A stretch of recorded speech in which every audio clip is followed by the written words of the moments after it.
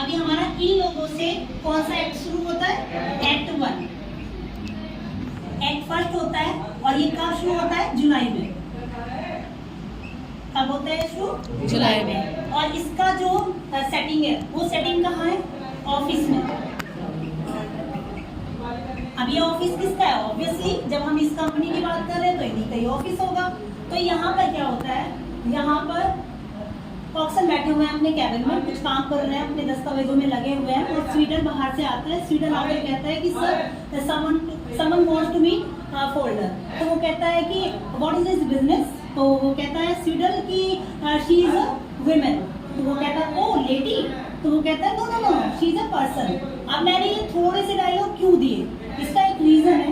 उन्होंने कहा she is a women, वो भी वुमेन कह रहा है, वो कहता है लेडी, लेकिन उसने क्या कहा कि शी इज अ पर्सन। तो यहाँ पर ये सोसाइटी की जो हकीकत थी वो दिखाई गई है। उन्होंने यहाँ पर उसको लेडी रिकॉल किया क्योंकि उस टाइम के पीरियड में लेडी जो संभ्रांत परिवार से ताल्लुक रखती थी, जो बड़े घरों की औरतें होती थी, उनको लेडी कॉल किया जाता था। और जो सामान्य वर्ग से आती थी उनको पर्सन के रूप में देखा जाता था। तो यहाँ पर उन्होंने डायरेक्ट वे में क्या बता दिया कि नहीं नहीं कोई अमीर लेडी नहीं है, बल्कि कौन है? वो एक साधारण सी लेडी है। तो यहाँ पर वो कहता नहीं नहीं नहीं, यहाँ पे किसको मिलने की परमिशन नहीं है, बोलो उसको की जाए। कहने लगे कि सर आप एक बार समझा दीजिए, मैं उसको भेज देता हूँ। तो सीधर उसको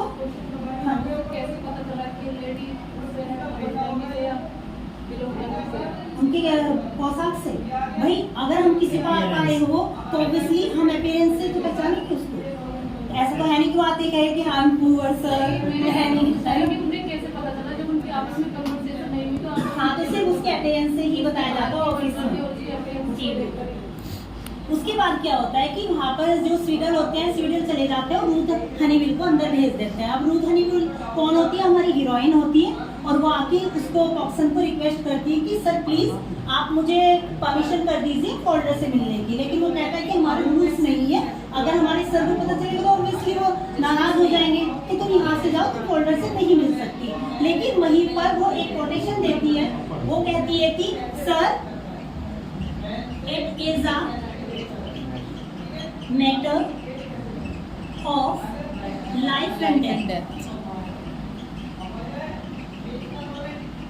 अब भैया कॉक्सन को ले जाते हैं। कॉक्सन कहते हैं ओ माय गॉड, ये तो जीने मरने की बात कर रही है, तो मिलवाई देते हैं। पता चला इसने जाके बाहर सुसाइड वगैरह कमिट कर ली तो हमारे गले पड़ जाएगी। तो वो कहता है ठीक है, मैं तुम्हें 1 मिनट का टाइम दे रहा हूँ, 1 मिनट में तुम्हारी बात हो जानी चाहिए और बस मैं आ रहा हूँ। तो वो वहाँ से फोल्डर को बुलवाकर स्वीडन के हाथ और अपने आप उस कैबिन से चले जाते हैं और दूसरे कैबिन में फोल्डर उसी कैबिन में आकर बात करने लगते हैं। अब वो कैबिन उससे कहती है फोल्डर से, देखो मेरा पति सो रहा था, मैंने सारे बैग पैक कर लिए और ऑलमोस्ट मैं बस ये पूछना आई हूँ कि टाइमिंग क्या होगा। अब वो कहता है कि जो हमारा भागने का टाइमिंग होगा, इट मीन्स अलॉक होने का टाइमिंग होगा, वो होगा 11:45। ठीक, और तुम मुझे बुकिंग ऑफिस के सामने मिलना। कहाँ पर मिलना? Booking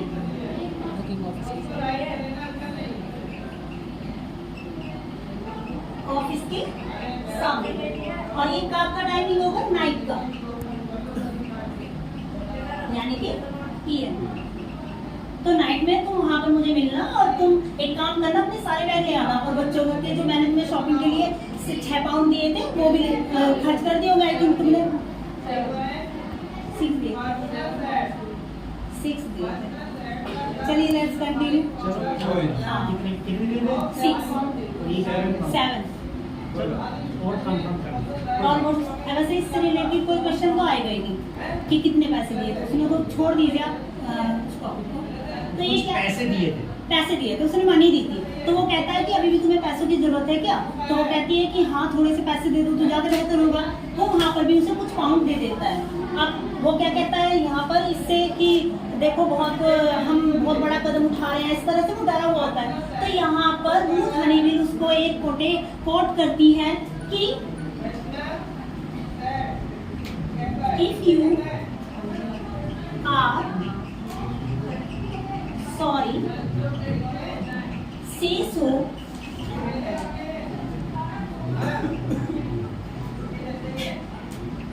if I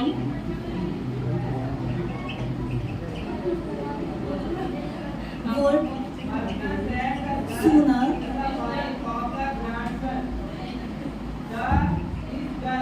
then take you against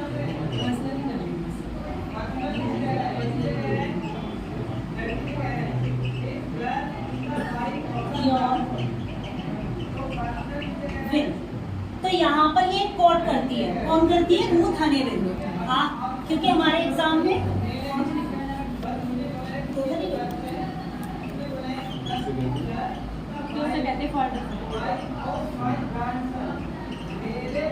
Honeywell मान लीजिए टू फोल्डर, ठीक है। फोल्डर से कहते हैं कि अगर तुम मतलब तुम्हें पछतावा हो रहा है अपने किए पर, तो तुम क्या करो, तुम भाई मैं तुम्हें तुम्हारी विल के अगेंस्ट लेकर जाऊं तो ये मेरे लिए बेकार काम होगा, तो इससे बेहतर है कि तुम भाई मत जाओ।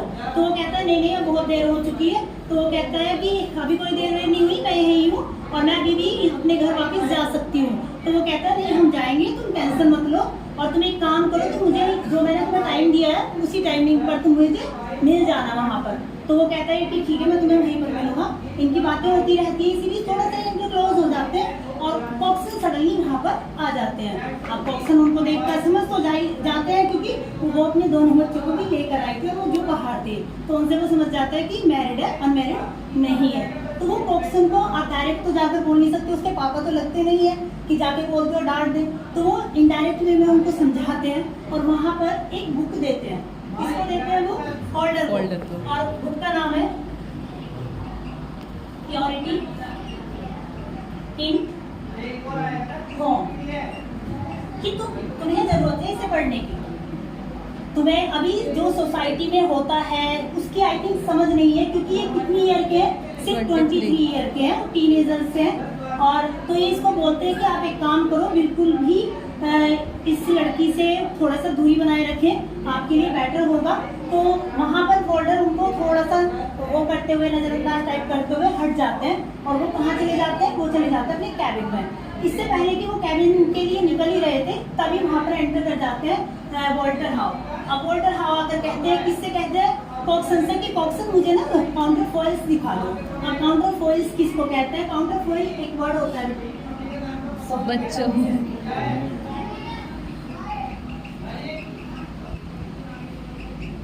काउंटर फॉइल पासबुक, ठीक है, एक नया वर्ड है। एक चीज और है जस्टिस में, अगर आप इस प्ले को थोड़ा सा डीपली पढ़ेंगे ना, तो आपकी काफी वोकैब वर्क करेगी, क्योंकि इसमें बहुत न्यू वर्ड्स हैं, तो वोकैब भी कहीं ना कहीं हमारी इम्प्रूव होती है यहाँ से। तो काउंटर फॉइल दो, और मैं थोड़ा सा टैली करना चाहता हूँ कि इस हफ्ते जितने भी मैंने चेक रिलीज किए हैं, तो उनका टोटल देखना है, क्योंकि उनका टोटल कितना होना चाहिए? 400 होना चाहिए। कितना होना चाहिए? 400 पाउंड। अब वो कहते हैं ठीक है सर, तो वो उसको दे देता है, फोल्डर अपने कैबिन में चले जाता है। तब वो टैली कर रहे होते हैं, तभी वहाँ पर आ जाते हैं जेम्स हाउ। अब जेम्स हाउ वॉल्टर हाउ से कहते हैं कि वॉल्टर हाउ क्या हुआ? तो वो कहते हैं कि मैं इसको टैली कर रहा हूँ, देख रहा हूँ कि सब टोटल हमारा फिक्स है कि नहीं है। अब जेम्स हाउ कहते हैं कि ठीक है, चलो मैं बोल देता हूँ, तुम इसको टैली करो। अब ये दोनों फादर एंड सन दोनों काम करने लगते हैं। अब उसमें डिफरेंस आना स्वाभाविक सी बात थी, क्योंकि वहाँ पर कुछ हो चुका था। अब वो क्या कर रहे हैं? टैली कर रहे हैं, लेकिन बार बार उनका जो टोटल आ रहा है वो 400 से ज्यादा जा रहा है। तो वहाँ पर ज्यादा होने की वजह से वो बार बार परेशान हो गए। अब वो कॉक्सन को बुलाते हैं, कॉक्सन से कहते हैं हाँ भाई इसमें फोल्ड कैसे आ रहा है? कॉक्सन कहता है कि नहीं नहीं, फोल्ड तो नहीं आना चाहिए, वो भी उसको टैली करता है। अब वो कहता है कि जहाँ तक मुझे याद है 90 पाउंड का तो कोई भी चेक रिलीज नहीं हुआ है यहाँ से ऑफिस से, तो फिर इसमें 90 पाउंड का चेक का डिटेल क्यों है? तो वो कहता है तुमने वो कब दिया था? तो वो कहता है वॉल्टर कि हाँ मुझे याद है कि मैंने एक चेक बनाया था जो कितने पाउंड का था? 9 पाउंड का।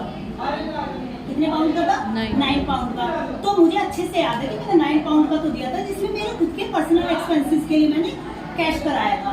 तो वो कहते हैं कि वहाँ पर जो कॉक्सन होते हैं कि हाँ मुझे भी अच्छे से याद है कि उस दिन लंच का टाइम था और मैं लंच खा रहा था गरम गरम, और मैं अपने लंच को ठंडा नहीं करके खाता और मैं उसे छोड़ना नहीं चाहता था, इसीलिए मैंने जल्दबाजी में वो चेक किसको दे दिया? डेविस को दे दिया कि तुम इसको कैश करा देना।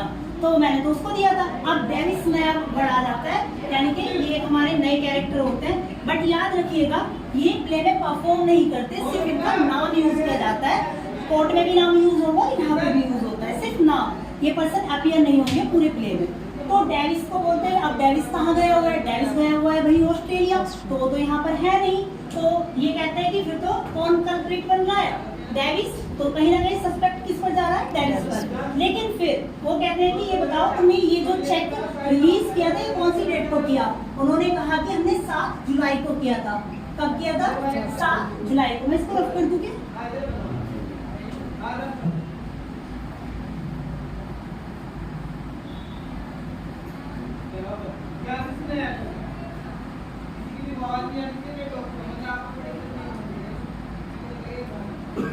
तो कब करते हैं वो, 7 जुलाई को रिलीज करते हैं। तो 7 जुलाई का कौन सा डे था, फ्राइडे था,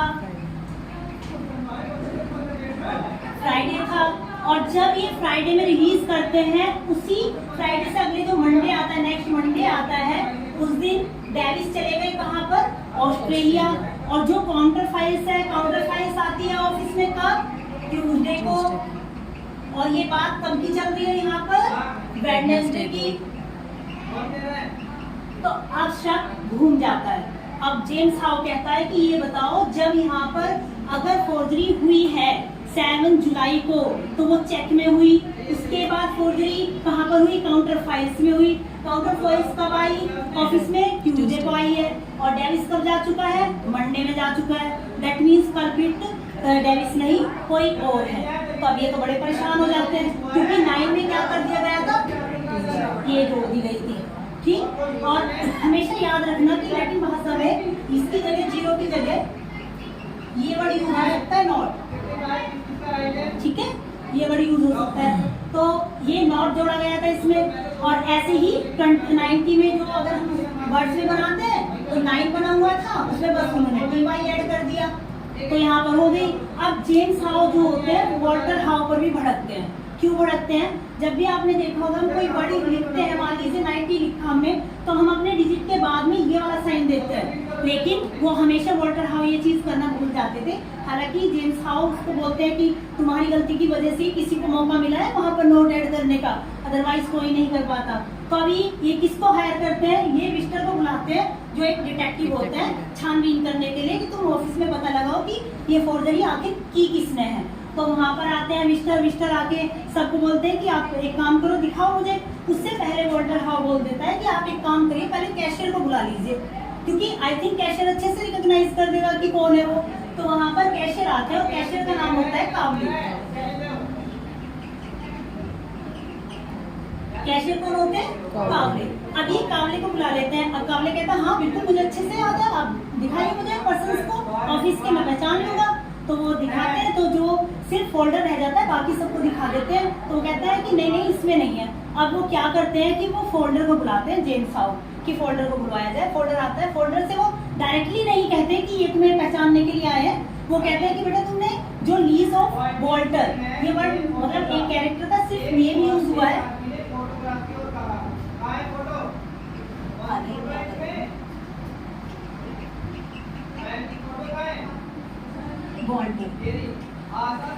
ये सिर्फ जैसे डेविस का नाम यूज हुआ है ना, ऐसे ही वॉल्टर का नाम यूज हुआ है। तो ये कहते हैं कि लीज ऑफ वॉल्टर था, वो तुमने काउंसिल को भेज दी थी। तो वो कहता है हाँ सर मैंने उसी के भेज दी थी। ठीक है बेटा तुम अपने रूम में जाओ, अपने कैबिन में जाओ। वो उसको भेज देता है। कैशियर से पूछते हैं हाँ भाई, कैशियर कहता है हाँ ये आया था मेरे पास कैश कराने। तो ठीक है, अब विस्टर आ जाते हैं इतने में ही। विस्टर आकर कहते हैं हाँ जी बताओ। कह रहे कल्प्रिट का पता चल गया, बस आपको गिरफ्तार करना है। तो वो कहते हैं ठीक है बुलवाओ। तो फोल्डर को रूम में बुलाया जाता है। अब फोल्डर यहाँ पर एक्सेप्ट कर लेता है अपने क्राइम को कि हाँ मैंने फोर्जरी की थी। वो अपनी पूरी स्टोरी भी बताता है मंजूर हनील के बारे में भी कि वो बहुत ही परेशान है, उसका जो हस्बैंड है वो ड्रंक है और वो हमेशा उसे पीटता है और मेरा कहीं ना कहीं उससे सिंपैथेटिक रिलेशन है। तो मैं उसको सपोर्ट करने के चक्कर में मैं ये गलती कर गया, बट मैं ये आपको प्रॉमिस करता हूँ कि मैं आपके पैसे आपको लौटा दूंगा। तो लेकिन यहाँ पर वॉल्टर हाउ तो कहते हैं कि हाँ भाई देखो हो जाता है, चलो इसको माफ कर दिया जाए क्योंकि ये काइंड हार्टेड है। लेकिन जो जेम्स हाउ होते हैं वो बहुत ही रूल रेगुलेशंस के एकदम परफेक्ट पर्सन होते हैं और वो कहते हैं कि अगर हमारे ऑफिस में एक बंदा क्राइम कर सकता है तो हम इसको माफ कर दें तो दूसरा भी बंदा वही क्राइम करेगा। बेटर देन हम इसको स्टॉप करना चाहिए और इसको पुलिस के हवाले कर देना चाहिए। अब यहाँ पर वॉल्टर हाउ एक स्टेटमेंट देते हैं, यानी कि कोट करते हैं। क्या बोलते हैं वो, the quality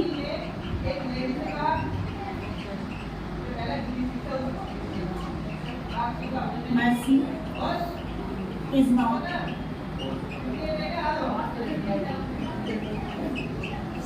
is not spade. ये कॉट करते हैं, कौन करते हैं? ये वॉल्टर हाउ। किसके फेवर में करते हैं? फोल्डर के, ठीक है, फोल्डर के हक में करते हैं। और यही वाली कोटेशन हमें द मर्चेंट ऑफ वेनिस में मिलती है। किस टाइम पे मिलती है? जब शाइलॉक ने वो 1 पाउंड उससे फ्लैश मांगा था एंटोनियो से, तो पोर्शिया कोर्ट में यही वाली स्टेटमेंट देती है। तो अभी यहाँ पर क्या होता है कि ये वॉल्टर हाउ इसको रोकना चाहते हैं कि अरेस्ट ना हो, लेकिन सिचुएशन उसके हाथ नहीं होती और उसको पुलिस अपने साथ ले जाती है। ये हमारा एक्ट 1 जी इम्पोर्टेंट क्वेश्चन है, the quality of mercy for the is not spade. Statement किसकी है? ये हाँ, तो ये क्या होता है कि यहाँ पर ये एक्ट 1 हो जाता है कंप्लीट। कब हुआ था? 7 जुलाई। कब हुआ था? एक्ट 1 जो परफॉर्म किया गया था, कब किया गया था? जुलाई में, मतलब 7 जुलाई में तो ये केस हुआ था। जुलाई में ये परफॉर्म किया गया था। कौन से थिएटर में? Duke of York. सुनील भैया आप बताएंगे यहाँ पर जो वॉल्टर हाउ थे कैसे पर्सन थे? Kind hearted. Very good. Sushil आप बताएंगे जो जेम्स हाउ और वॉल्टर हाउ थे, उन्होंने इस पर विलियम फोल्डर पर किस तरह का केस लगाया था? फोर्जरी। चलिए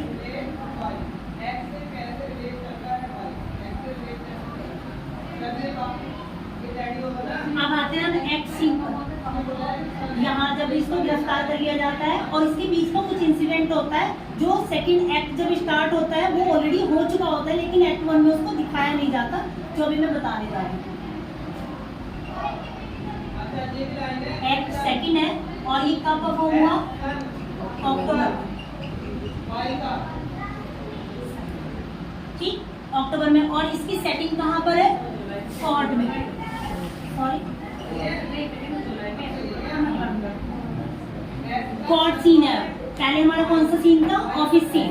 अभी हमारा कौन सा है? Court scene, right.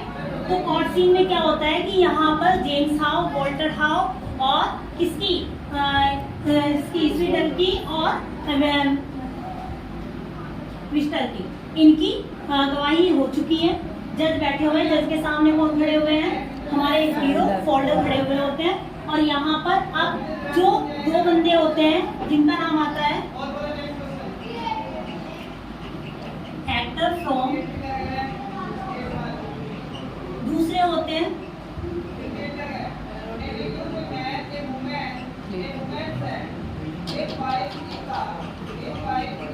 Harold clever and Hector from. अब ये हेक्टर फ्रॉम कौन है? ये फोल्डर के वकील है, एडवोकेट ऑफ फोल्डर, ठीक। और ये किसके हैं? फर्म के। हम जेम्स हाउ फोल्डर, ये क्या बोलते हैं, फोल्डर हाउ नहीं बोल रहे हैं, हम फर्म के बोल रहे हैं, क्योंकि ये एक सरकारी वकील होते हैं। तो ये किसके हैं? फर्म के, राइट। अब ये केस लड़ना शुरू करते हैं। सबसे पहले जो यहाँ हियरिंग पे आता है वे कौन आते हैं? हेक्टर फ्रॉम आते हैं। अब ये बोलते हैं, पहले क्या करते हैं, इज्जत से सिंपैथी गेन करने के लिए रूथ हनीवेल की स्टोरी सुनाना शुरू करते हैं कि सर जो भी किया है इस फोल्डर ने, वो सारी की सारी चीजें किसकी वजह से की है, पहले आप ये जान लीजिए। रीजन उसका रूथ हनीवेल है और वो अपने हस्बैंड को छोड़कर इसके साथ अडॉप्ट करना चाहती थी, और इसने इसकी मदद करने की वजह से इसको क्या किया? पैसे देने के लिए फोर्जरी की है। तो अगर आप इसको कहीं ना कहीं पनिशमेंट देंगे तो पहले इस चीज को भी ध्यान में रखें कि उसका रीजन क्या था। तो यहाँ पर वो क्या कर रहे हैं? डिफेंड कर रहे हैं किसको? फोल्डर को। अब इनके बाद क्या होता है कि ये बुलाते हैं कॉक्सन को। किसको बुलाते हैं? कॉक्सन को। अब कॉक्सन आते हैं, कॉक्सन से पूछा जाता है, हाँ जी बताइए फोल्डर कैसे इंसान है? वो कहते हैं फोल्डर बहुत अच्छा इंसान है। और यहाँ पर क्या ये कोर्ट भी करते हैं, कौन करते हैं? कॉक्सन। उसको डिफेंड करते हुए, रॉबर्ट कॉक्सन उसको फोल्डर को डिफेंड करते हुए बोलते हैं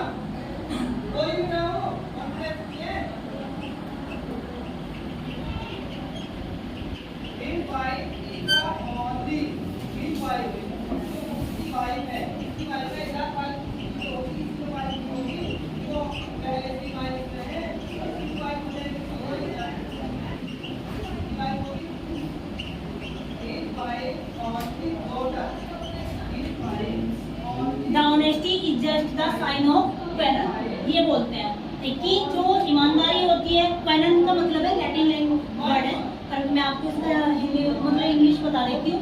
इसका मतलब होता है इम्पोर्टेंट प्रिंसिपल, यानी कि महत्वपूर्ण सिद्धांत। तो वो किसका बोलता है कि महत्वपूर्ण सिद्धांत का साइन है, सिंबल है, यानी कि प्रतीक है, तो ये बोलता है। अब वो किसको बोल रहा है? प्रतीक, जो साइन है होल्डर को, कि वो ऐसा इंसान है कि ऑनेस्टी से उसने हमेशा अपना काम किया है, तो आप प्लीज उसको इसके क्राइम को ना देखे, उसके कैरेक्टर को देखे कि वो एक अच्छा इंसान है, उसको माफ किया जाना चाहिए। और यहाँ पर वो कॉक्सन क्या कहता है? कॉक्सन से जो फॉर्म होते हैं वो पूछते अच्छे एक बात बताइए, जिस दिन ये फोर्जरी हुई थी आपने उसके बिहेवियर में कुछ चेंजेस देखे क्या? तो वो कहता हाँ मैंने चेंजेस तो नोट किए थे। जब मैं अपने ऑफिस से बाहर डेविस को वो देने गया था लेटर या वो सॉरी चेक, तो उस टाइम पे वो अपने बोखलाहट में इधर से उधर घूम रहा था, वो फोल्डर। तो मुझसे पूछता है कि मतलब बोलता है फोल्डर से, बोलता है कि this is not a geological garden folder, कि वो जियोलॉजिकल गार्डन नहीं है फोल्डर जो तुम इस तरह से घूम रहे हो, ऑफिस है, ऑफिस की तरह रहो कैबिन में। तो वो कहते हैं कि उसका फिर उस पर कोई जवाब नहीं आया क्या? कि हाँ उसका जवाब आया। तो ये कोट करते हैं कौन? फोल्डर। एक्ट 1 की बात है, लेकिन दोहराई कब गई है? एक्ट 2 में, याद रखिएगा। तो फोल्डर कहते हैं कि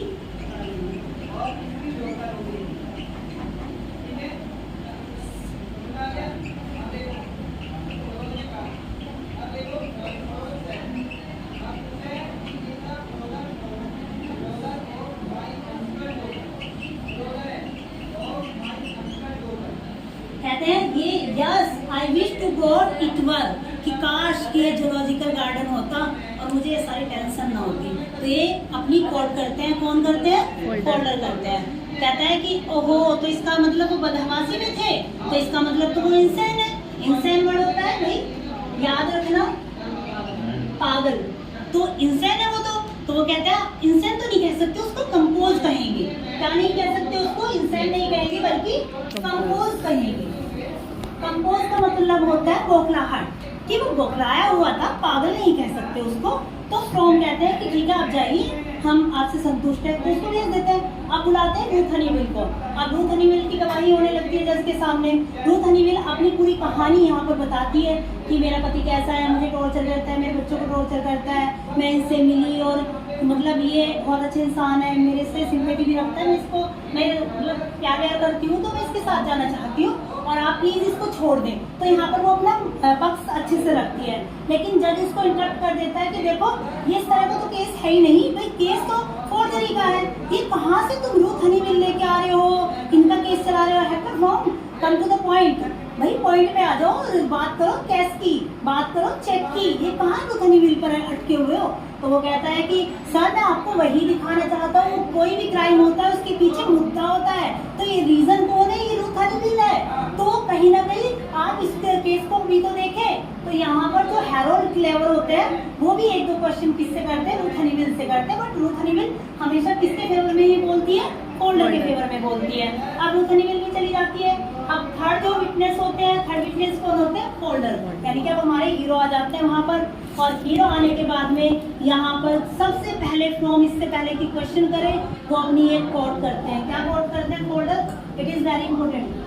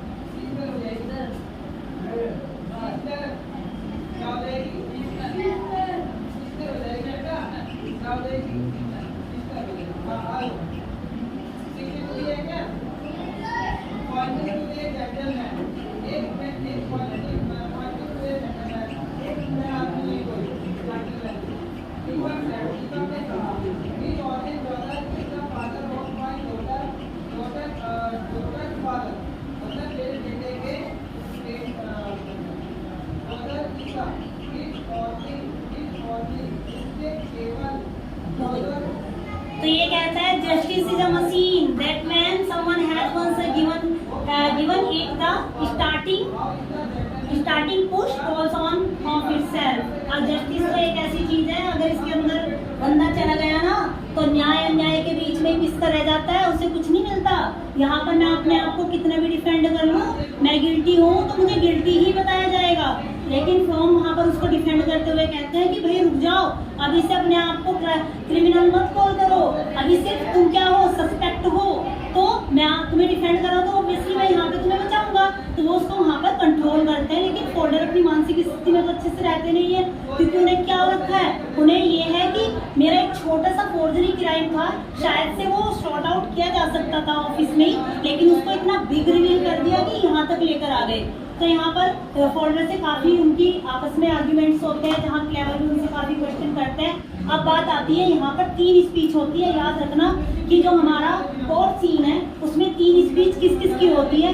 पहली होती है हमारी हेक्टर फ्रॉम की, दूसरी होती है हैरोल्ड क्लेवर की, और तीसरी होती है जज की। ये तीनों अपने अपने पक्ष बहुत अच्छे से, बहुत लंबी स्पीच है, कम से कम 3 पेजेस की मिलती है हमारे, तो बहुत लंबी स्पीच देते हैं। उसके बाद जब जज एट लास्ट स्पीच देते हैं और अपना मुकदमा सुनाने मतलब डिसीजन देने वाले होते हैं, उससे पहले वो ज्यूरी को बोलते हैं कि बताइए कि क्या है ये। तो ज्यूरी यहाँ पर बोलती है कि गिल्टी बट इंसेन, यानी कि वो गिल्टी है बट इंसेन है। अपनी बोखलाहट में उन्होंने क्या किया,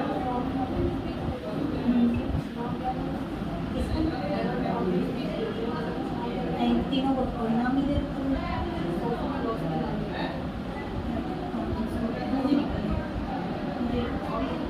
चलिए क्लियर। अब यहाँ पर जज होते हैं, जज एक स्पीच देते हैं, किसको डिफाइन करते हैं, लॉ को, क्योंकि यहाँ पर रूथ हनीवेल का भी किस्सा आ गया ना, तो कहीं सोसाइटी सिंपैथेटिक ना हो जाए तो कानून को क्या करना है, उन्हें ऊपर दिखाना है लॉ को। तो यहाँ पर लॉ के बारे में ये कोट करते हैं, कौन करते हैं, जज।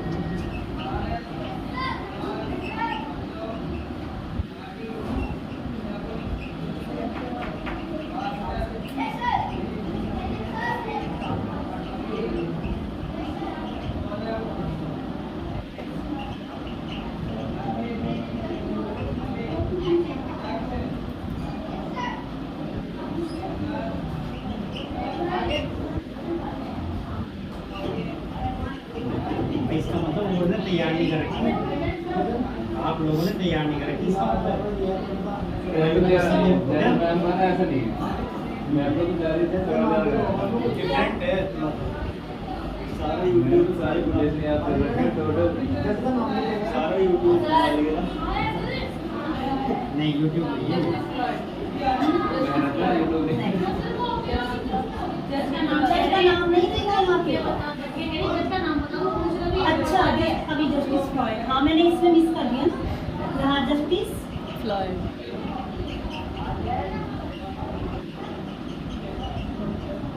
जस्टिस फ्लॉयड, ठीक है। द लॉ मोटिव हाँ याद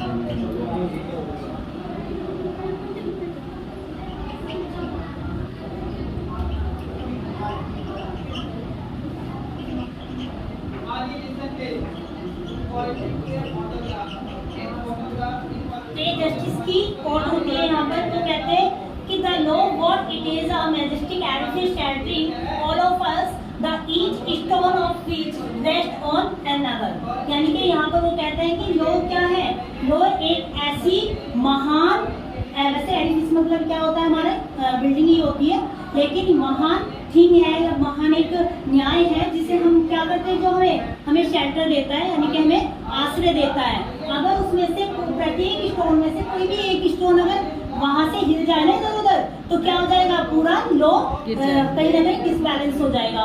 तो हम यहाँ पर अगर फोल्डर को क्या देते हैं, सिंपैथी के बेस पर थोड़ा सा भी रियलाइजेशन देते हैं, तो कहीं ना कहीं वो लॉ के साथ क्या हो जाएगी, गद्दारी हो जाएगी। तो हम उसके साथ क्या नहीं कर सकते, बिट्रे नहीं कर सकते, धोखा नहीं कर सकते।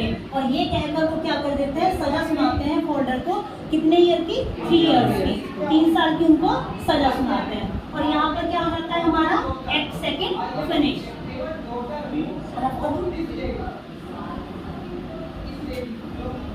एक क्वेश्चन है, ये कहाँ भागने वाले थे कौन, ये दोनों? साउथ में। फोल्डर, ये जरूर मेंशन करेंगे। हाँ, चलो पॉइंट छोड़ दिया था, साउथ अमेरिका भागने वाले थे भी ये दोनों, जो प्लानिंग चल रही थी कि चलो साउथ अमेरिका चलते हैं, वैसे पैसा साथ में है नहीं और भाग रहे हैं अनदर कंट्री।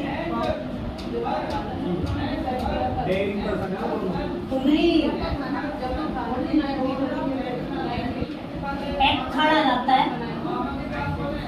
एक्ट थर्ड होता है प्रिजन में। कहाँ पर है ये सीन, प्रिजन में, जेल में।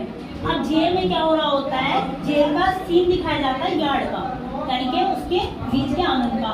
वहाँ पर येलो कलर की ड्रेस में प्रिजनर्स जो है वो अपना एक्सरसाइज वगैरह कर रहे हैं और ब्लू कलर की ड्रेस में बॉर्डर्स खड़े हुए हैं। अब बॉर्डर्स किसको कहते हैं, बॉर्डर का मतलब होता है सिपाही। क्या होता है, बॉर्डर का मतलब होता है सिपाही। ठीक, अब यहाँ पर इसमें 3 सीन चलते हैं, सीन 1, सीन 2, सीन 3। ठीक है, अभी हम सीन 1 की बात करते हैं, सीन 1 की बात करते हैं। और ये किसका ऑफिस है, ये है गवर्नर ऑफिस।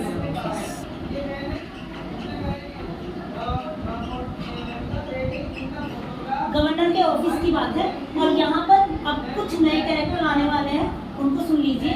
जो गवर्नर होते हैं इनका नाम होता है डेंसन वीसी। कौन होते हैं, डेंसन वीसी। अब यहाँ पर एक वार्डर होते हैं, वार्डर का नाम क्या होता है, वुडर।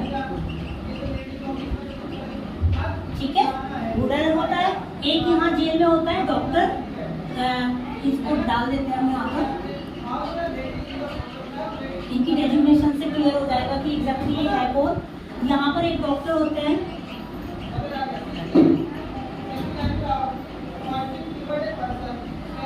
Edward Clement. कौन है ये, डॉक्टर है। हाँ जी, बताया तो गवर्नर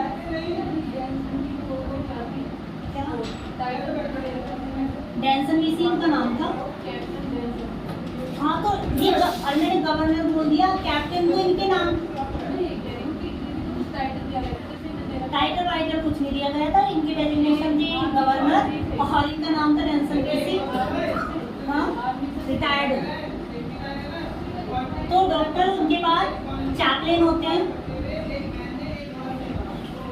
चैपलेन किसको बोलते हैं भाई, प्रीस्ट को। चैपलेन किसको बोला जाता है, प्रीस्ट को। और इनका नाम है, थोड़ा सा टफ नाम है, फिर भी हम पूरे प्ले में याद रखना कि चैपलेन के नाम से रिकॉल किया जाता है इन्हें, इनके नाम से बहुत रेयर। ठीक, नरीन क्यू मिलर, ये इनका नाम, राइट।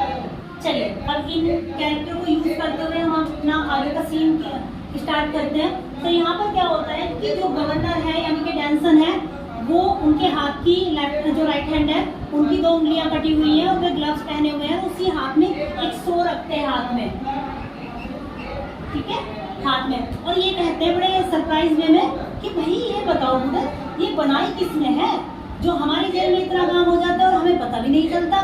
तो वो कहता है मुदर कि जहाँ तक मैं जानता हूँ कि ये काम जो है मोइनी का है। अब ये मोइनी कौन है, चलिए 3 कन्विक्ट के बारे में पूछ लेते हैं। जो कन्विक्ट है 3, उनके बारे में जान लेते हैं। तो एक बंदा है मोइनी, ठीक, एक है ओक्लेरी, दूसरे हमारे क्लिफ्टन, ठीक है। ये कौन है, कन्विक्ट, अपराधी है, ठीक। अब ये मोनी, ओक्लेरी और क्लिफ्टन, ये क्या करते हैं, इनको भी अलग अलग सेल में डाला गया है। अब एक बात और मैं बता दूं आप लोगों को कि यहीं पर इसी जेल में बंद है मिस्टर फोल्डर, और मिस्टर फोल्डर किसमें है, सॉलिटरी कन्फाइनमेंट। ये एक वर्ड याद रखना, सॉलिटरी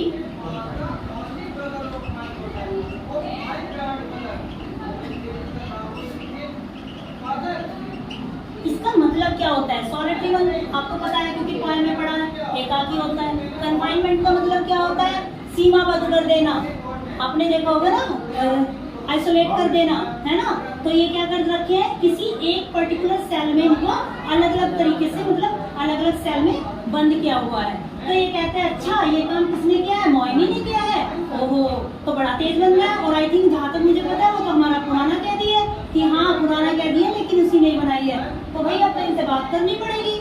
इसी बीच जब ये बात कर रहे होते हैं वहाँ पर हमारे कौन आ जाते हैं? चैप्टन आ जाते हैं, तो प्रीस्ट होते हैं। वो कहते हैं अरे गवर्नर साहब क्या बात हो गई, इतना सीरियस डिस्कशन चल रहा है। तो वो कहता है कि सीरियस क्या, हमारे उसमें प्रिजन में एक 100 बनाई गई है और हमारे तक खबर नहीं होती, इस तरह तो हमारे कैदी भाग जाएंगे। तो इनकी यहाँ पर कॉन्वर्जेशन चली रही थी, इसी बीच में आ जाते हैं मिस्टर कॉक्सन। अब कॉक्सन आके यहाँ पर कहते हैं कि श्रीमान जी मैं किससे मिलना चाहता हूँ? मैं फोल्डर से मिलना चाहता हूँ, तो आप मुझे उससे मिलवा दीजिए। तो वो कहता है कि नहीं नहीं नहीं, वो तो सॉलिटरी कन्फाइनमेंट में है, उसे कैसे मिलवा सकते हैं? परमिशन ही नहीं है। कितने महीनों तक? 1 मंथ तक। 1 मंथ तक वो किसी से नहीं मिल सकते भाई, नहीं मिलवा सकते। तो यहाँ पर वो कहता है कि देखो उसकी बहन है और वो मेरे पास आई थी, उसके हस्बैंड जो है उसको अलाउ नहीं करते उससे मिलने के लिए, और उसने मुझसे रिक्वेस्ट की थी कि मैं यहाँ हूँ उस फोल्डर से मिलूँ, उसका हाल चाल लेकर जाऊँ। तो यहाँ पर वो काफ़ी इसको इंसेंस करते हैं लेकिन ये नहीं मानते गवर्नर। अब यहाँ पर कॉक्सन फिर अपने उसमें फिलोसॉफी पेपर में आ जाते हैं। वो कहते हैं क्या तुम कुत्ते पालते हो? तो वो कहता है ये कैसा क्वेश्चन है कि हाँ क्या तुम कुत्ते पालते हो क्या? तो वो कहता है नहीं नहीं नहीं, मैं कोई कुत्ते नहीं पालता। कहने लगा तो चलो मैं बताता हूँ, मैं कुत्ते पालता हूँ और अगर मेरा कुत्ता मुझे कितनी भी बुरी तरह से बाइट कर ले मैं उसको तब भी केज में नहीं डालूंगा। अरे वो तो 23 ईयर्स ओल्ड है, तुमने उसको कन्फाइनमेंट में डाल दिया, तो कम से कम एक कुत्ते की, हम कुत्ते पर भी दया कर लेते हैं तो कम से कम उस इंसान पर कर लो। तो यहाँ पर जो गवर्नर होते हैं ये बोलते हैं कि जो कुत्ता होता है उसे सोचने समझने की शक्ति नहीं होती, लेकिन वो इंसान है, उसे सब कुछ समझ आता है। उसने जो भी क्राइम किया है वो सोच समझकर फोर्जरी की है, तो आप उस पर दया दिखाए या न दिखाए मुझे फर्क नहीं पड़ता, मैं नहीं दिखाऊंगा, मुझे अपना पता है। लेकिन अब ये किसकी कहानी फिर से सुनाना शुरू कर देते हैं? रूथ हनीवेल की, क्योंकि सबको किससे रिलेट करना है? उनको सिंपैथी से, कि इसका जो क्राइम है इसके मन से नहीं है, किसी की वजह से है। तो ये रूथ हनीवेल के बारे में फिर से सारी बातें बता देते हैं। अब गवर्नर कहते हैं अरे हाँ ये तो भाई बहुत ही बुरी बात है। तो यहाँ पर जो गवर्नर होते हैं ये फिर एक स्टेटमेंट देते हैं, यानी कि कोट करते हैं। और ये क्या कोट करते हैं?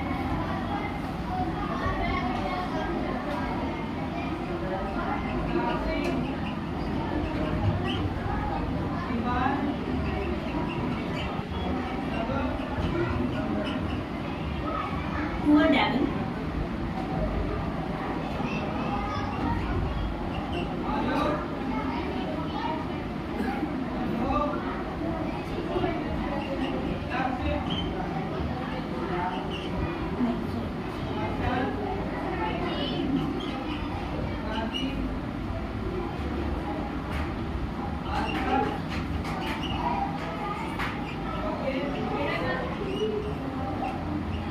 ये कहते हैं poor devil must just stay. ये कहते हैं, क्या क्यों कहते हैं पुअर डेविल, क्यों कह रहे हैं इसको? पुअर भी लगा रहे हैं और डेविल भी कह रहे हैं। डेविल मीन्स शैतान होता है, और पुअर भी क्यों कह रहे हैं कि देखो सोसाइटी ने तो उसको डेविल बना दिया, लेकिन वो कैसा है? बेचारा है, पुअर है, और वो कहाँ पर फंस गया है? जस्ट में, न्याय के चक्कर में वो फंस गया है। तो मिस्टर कॉक्सन मैं ये तो अलाउ नहीं कर सकता कि आपको उनसे मिलवा दूं, लेकिन आपका मैसेज उस तक मैं पहुंचा दूंगा। और यहीं पर वो किसको बुलाते हैं उसकी संतुष्टि करने के लिए? एडवर्ड को बुलाते हैं, जो एडवर्ड क्लीमेंट डॉक्टर है उनको बुलाते हैं। तो वो कहते हैं कि हाँ जी क्लीमेंट जी बताइए कि इनको कि जो फोल्डर है वो बहुत अच्छे से सुरक्षित है। तो वो कहता है देखो हमने उसका वेट भी किया है, जितना जब वो आया था जेल में जितना उसका वेट तब था अभी भी उतना ही है। और वो हाँ थोड़ा सा नर्वस तो लगता है क्योंकि नई जगह है, लेकिन परफेक्ट है, आप उसको बीमार नहीं कह सकते, तो आप परेशान ना हो, और वो सही है यहाँ पर। तो ये यहाँ पर क्या हो जाता है? एक्ट जो थर्ड है हमारा उसका फर्स्ट सीन खत्म हो जाता है। अब आता है हमारे सीन सेकंड पर, राइट?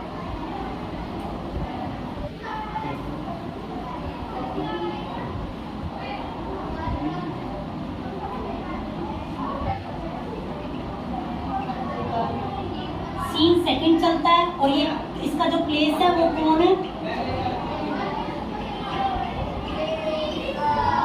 कॉरिडोर में। कहाँ पर है ये, कॉरिडोर में। अब भाई कौन है, गवर्नर साहब और जो बूढ़ा है हमारे वार्डर, वो निकल जाते हैं इंस्पेक्शन पर, किसकी, जेल की इंस्पेक्शन पर, और वो देखते हैं कि 1 बाय 1 सभी कल्प्रिट से मिलेंगे और उनका हाल चाल लेंगे कि वो अच्छे से है या नहीं है। अब वो सबसे पहले किसके पास जाते हैं, मुआयने के पास जाते हैं और वहाँ पर मुआयने से पूछते हैं, हाँ भाई क्या तुमने जो ये शॉप बनाई क्यों बनाई, कहने लगे वो इसे तो बनाने में 6 महीने लग गए मुझे, बहुत देर में बनी, और अगर 2 घंटे और मिल जाते तो मैं भाग भी चुका होता है यहाँ से। तो वो कहता है फिर भाग कर क्या होता है, फिर दोबारा पकड़े जाते हैं, इसमें फायदा क्या हुआ तुम्हारा, कहने लगा टाइम कट जाता है मेरा, मुझे यहाँ कन्फाइनमेंट में काम नहीं मिलता कुछ भी, मैं अपना टाइम काटने के लिए बनाता हूँ और अभी भी बनाया है, दोबारा फिर बनाऊंगा मौका लगते ही, और अगर मौका लगा तो मैं यहाँ से भाग भी जाऊंगा।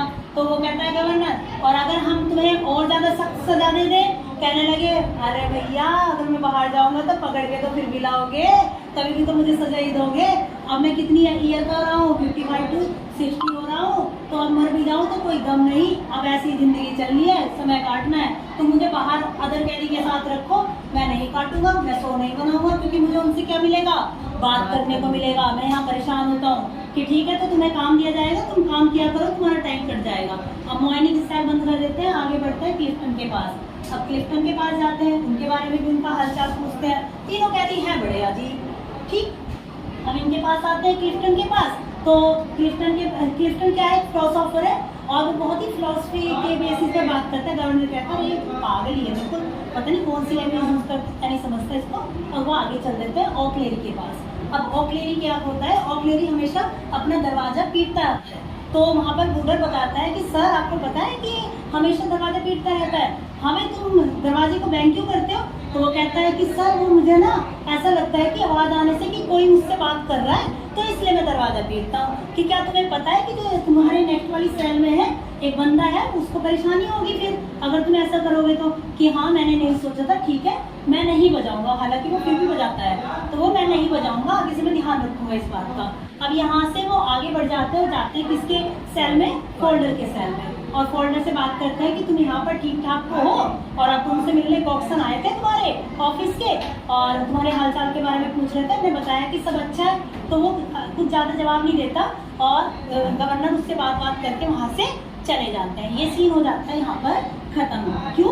क्योंकि ये कैसा सीन था, कॉरिडोर का सीन था और सिर्फ मुआयना किया जा रहा था, इसमें ज़्यादा कोई एक्टिविटी नहीं हुई थी। अब हमारा सीन चलता है थर्ड सीन, और थर्ड सीन कहाँ पर होता है, सेल का। अब ये सेल किसकी है, फोल्डर की सेल है, ठीक, फोल्डर्स की सेल का। और इसको हम एक नाम और देते हैं, साइलेंट भी बोलते हैं, साइलेंट सीन या फिर म्यूट सीन, ठीक। साइलेंट सीन भी बोलते हैं, म्यूट सीन भी बोलते हैं। क्यों? क्योंकि इसमें कोई बातचीत नहीं होती। क्या दिखाया जाता है कि एक कमरा है, यानी कि एक सेल है, 13 फीट तो वो क्या है, लंबी है, ठीक, उसकी लेंथ है, और 7 फीट उसकी चौड़ाई है, और 9 फीट उसकी हाइट है। ये उसका डायमेंशन दिखाया जाता है किसका, सेल का, राइट। और यहाँ पर ये दिखाया जाता है कि जो फोल्डर होते हैं वो इधर उधर घूम रहे हैं, कभी उस एक शर्ट है, शर्ट में काज करने का उसको काम दिया गया है, तो कभी उसमें काज कर रहे हैं तो परेशान इधर उधर है, तो उसकी कुछ जो स्लेब है यानी कि सीलिंग है, उस सीलिंग पर कुछ बुक्स खुली हुई पड़ी हैं, इस तरह का उसका रूम का डिस्क्रिप्शन है, बाकी उसमें कुछ नहीं है। इसमें से सिर्फ ये पूछा जाता है कि साइलेंट या म्यूट सीन किस पार्ट को बोला जाता है, यानी कि एक्ट थर्ड के सीन थर्ड, बस इसमें ये बात याद रखने की है। अब यहाँ पर हमारा क्या हो जाता है, हमारा एक्ट थर्ड भी हो जाता है फिनिश।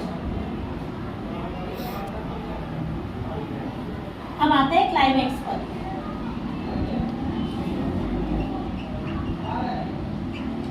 एक्ट 4। अब आप मुझे एक बात बताइए, जो एक्ट 1 था वो हमारा स्टार्टिंग जो सेटिंग थी वो कहाँ से थी, ऑफिस से, तो हमारी जो क्लाइमेक्स है वो भी कहाँ पर फिनिश होगा, ऑफिस में, यानी कि ऑफिस सीन है ये भी। और क्या दिखाया जाता है कि कॉक्सन का कैबिन दिखाया जाता है, और यहाँ पर स्वीडर क्या कर रहा होता है, साफ सफाई कर रहा होता है, और स्वीडर जैसे ही साफ साफ सफाई कर रहा होता है वहाँ पर आ जाती है रूथ हनीवेल, और रूथ हनीवेल आकर उसको कहती है कि मुझे मिस्टर कॉक्सन से मिलना है। तो वो कहता है अरे तुम तो बड़े दिनों के बाद दिखाई दी, आई थिंक जहाँ तक मैं गलत नहीं हूँ शायद से 2 या 2.5 साल कुछ ऐसा ऑलमोस्ट हो गया होगा तुम्हें। कहती है कि हाँ मुझे 2 साल हो गए हैं और तुम ये बताओ कि मैं कॉक्सन से कब मिलूं। तो कहता है कि देखो मैं तो अर्ली मॉर्निंग आता हूँ क्योंकि मुझे तो साफ सफाई करनी होती है, अभी मिस्टर कॉक्सन आते होंगे, आप बैठ जाओ मिल लेना। तभी वहाँ पर कॉक्सन आ जाते हैं और कॉक्सन से रूथ हनीवेल रिक्वेस्ट करती है कि आप एक काम करिए, मिस्टर फोल्डर बहुत ही परेशान है जब से वो जेल से रिलीज हुए हैं, तो आप उन्हें क्या कर दीजिए, उन्हें अलाउ कर दीजिए अपनी फर्म में काम करने के लिए। तो वहाँ पर कॉक्सन कहता है कि ना ना ना मैं नहीं कर सकता, यहाँ जो मेरे ऑनर है भैया वे थोड़ी ना उसको अलाउ कर देंगे, फोर्जरी इसी ऑफिस में हुई थी तो मैं उसको अलाउ नहीं कर सकता। तो वो कहती है कि मैं कल रात ही, तो वो पूछता है कि क्या तुम उससे मिली हो फोल्डर से जेल से आने के बाद, कि हाँ जब से वो जेल से आया है उसे 2 महीने हो गए हैं जेल से आए हुए, लेकिन मैं उससे लास्ट नाइट मिली हूँ। और कहाँ पर मिली हूँ,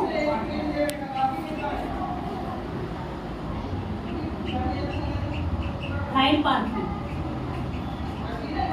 हाइड पार्क में मिली हूँ। और हमने पूरी रात भी खुले आसमान के नीचे स्पेंड की है क्योंकि उसके पास घर भी नहीं है रहने के लिए, तो आप प्लीज उसे अलाउ कर दें। उसी बीच में कौन आ जाते हैं वहाँ पर ऑफिस में, फोल्डर आ जाते हैं। अब फोल्डर कॉक्सन फोल्डर को देख के बहुत, क्योंकि फोल्डर कहीं ना कहीं कॉक्सन एक काइंड हार्टेड था, उसके प्रति बहुत सिंपैथेटिक था और उसको बहुत ही लाइक भी करता था एज ए जूनियर। तो वहाँ पर वो बोलते हैं कि आओ फोल्डर, अच्छे से उसको मतलब रिगार्ड करते हैं, बिठाते हैं अच्छे तरीके से। तो वो कहता है कि आई थिंक जहाँ तक मैंने सुना था कि तुम जेल से रिहा होने के बाद में ना कहीं पे काम किया है तुमने, कि हाँ मैंने काम किया है, 2 महीने काम किया है, लेकिन मुझे वहाँ से जॉब से निकाल दिया गया क्योंकि मैं क्या था, मैं एक क्रिमिनल हूँ और ये कह के मुझे निकाल दिया गया। अरे अरे ये तो बहुत बुरा हुआ तुम्हारे साथ, चलो कोई नहीं, वैसे तो तुम अच्छे दिखाई पड़ रहे हो।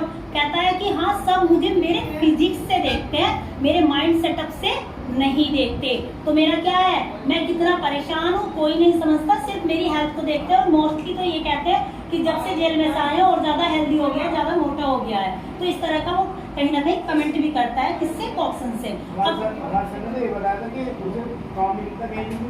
नहीं मिलता है, 2 महीने की जॉब करते हैं वहाँ से अपनी आइडेंटिटी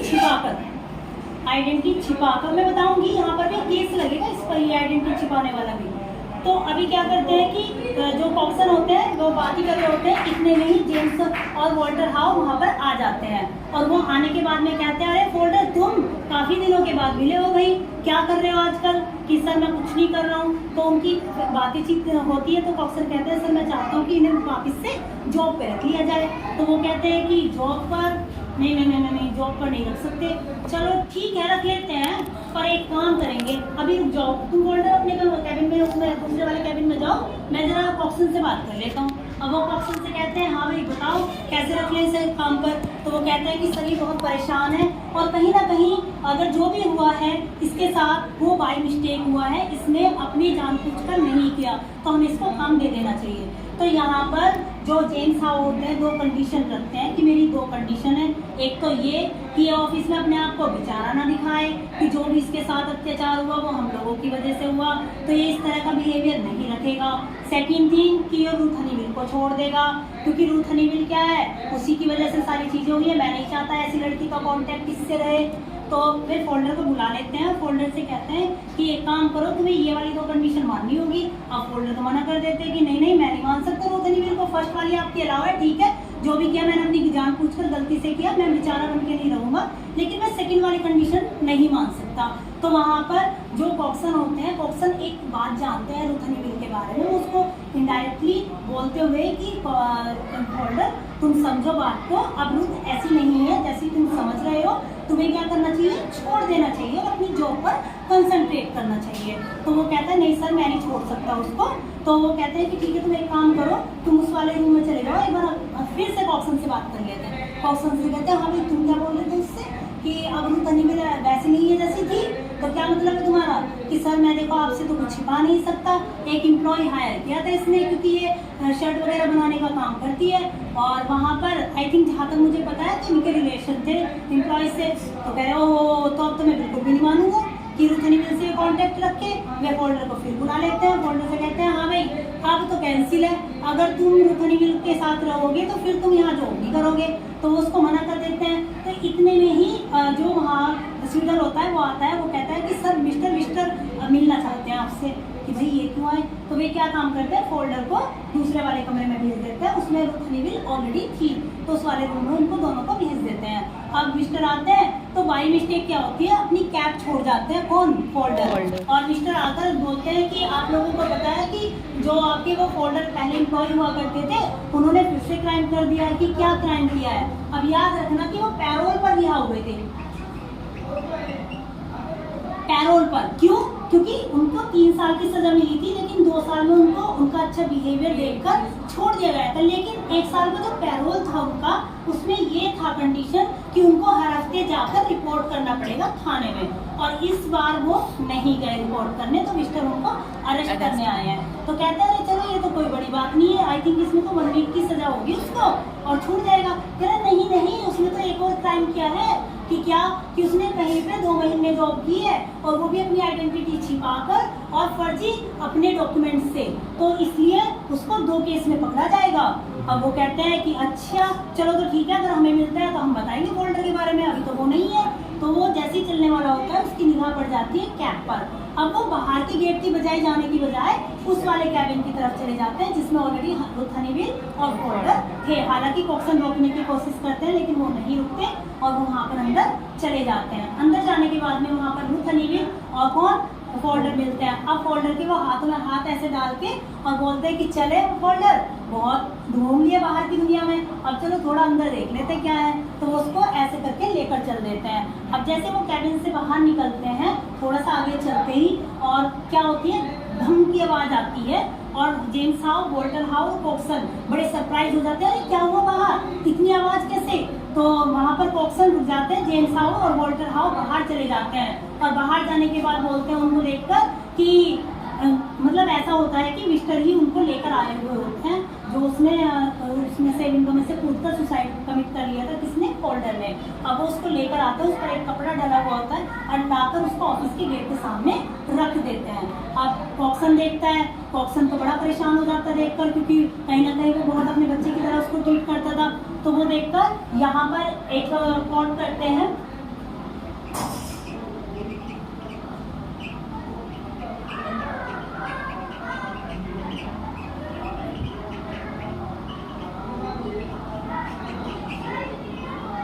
वैसे बोल दो, वैसे बोल दो, सब पे है वो बता भी रखा है। ठीक है। No one will touch him now, never again, he is safe with gentle Jesus. अब वो किसके पास है, जेंटल जीसस के पास है, सेफ है।